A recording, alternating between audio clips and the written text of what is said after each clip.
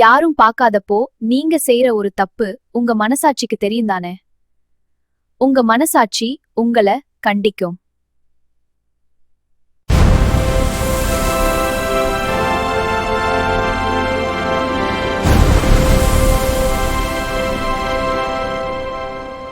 கடவுள் நமக்குள்ள வச்சிருக்க அலாரமத்தா மனசாட்சி.